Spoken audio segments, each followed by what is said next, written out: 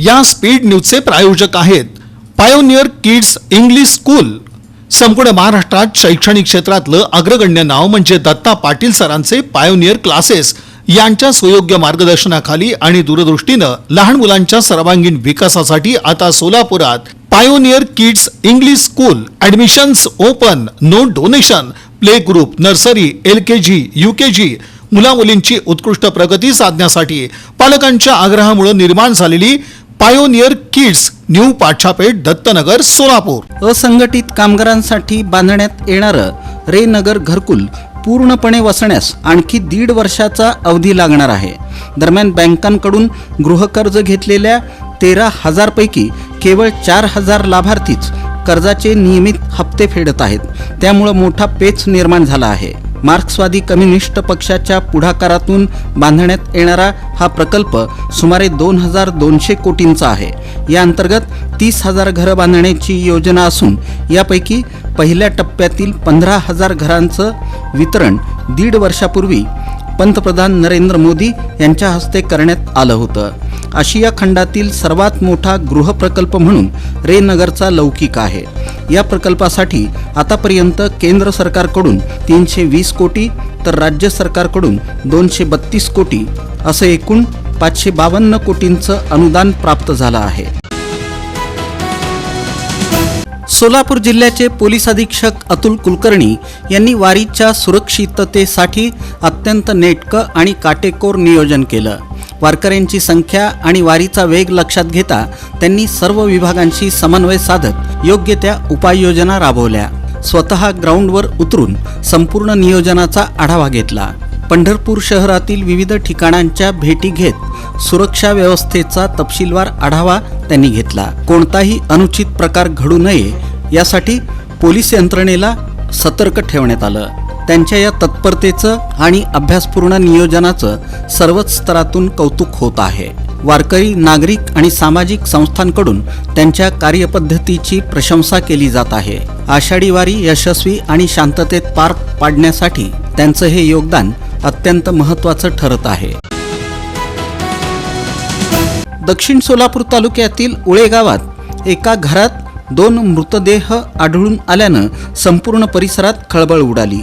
ही घटना सोमवारी 7 जुलै रोजी पहाटे 2 ते 3 वाजण्याच्या सुमारास घडली। मृतांमध्ये पती पत्नीचा समावेश आहे। उळे गावात घडलेल्या या घटनेनं सोमवारी संपूर्ण परिसरात खळबळ उडाली।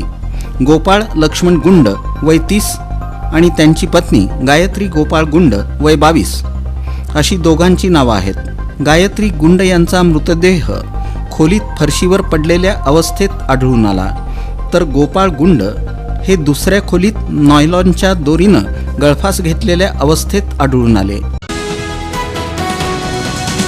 2 पक्षकारांमधील निर्माण झालेला वाद त्रयस्थ माणूस अर्थात मध्यस्थ येऊन त्यानं मिटवण्याचा प्रयत्न केला तर वाद हा कायमचा संपतो आणि दोन्ही पक्षकारांमधील असलेलं भांडण कायमचं संपुष्टात येतं, असं मत मुंबई उच्च न्यायालयाच्या आदेशानुसार आयोजित केलेल्या मध्यस्थ या विषयावरील परिसंवादात स्मिता घारगे यांनी बोलताना व्यक्त केलं। या कार्यक्रमाला प्रमुख पाहुणे म्हणून ज्येष्ठ विधिज्ञ LN मारडकर हे उपस्थित होते। त्यांनी मध्यस्थीबद्दल सोपे आणि सुटसुटीत भाषेत आपले विचार व्यक्त केले। या प्रसंगी विधिज्ञ LN मारडकर यांचा सत्कार कौटुंबिक न्यायालयाच्या न्यायाधीश स्मिता घारगे यांच्या हस्ते करण्यात आला।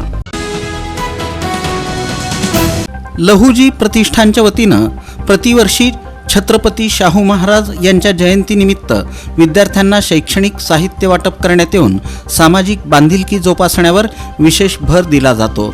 यंदाच्या वर्षीही शैक्षणिक साहित्याचं नुकतंच वाटप करण्यात आलं।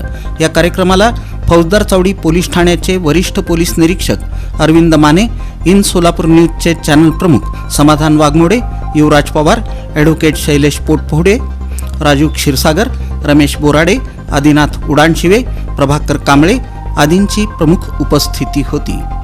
या मान्यवरांच्या हस्ते लहान आणि मोठ्या गटातील विद्यार्थ्यांना पाटी, पेन्सिलचा बॉक्स, उजळणी आदी साहित्य तर इयत्ता 1ली ते 5वीच्या विद्यार्थ्यांना दुरेघी, 4 रेघी वह्यांबरोबरच पट्टी, शार्पनर, रबर, पेन्सिल, पेन असं साहित्य देण्यात आलं।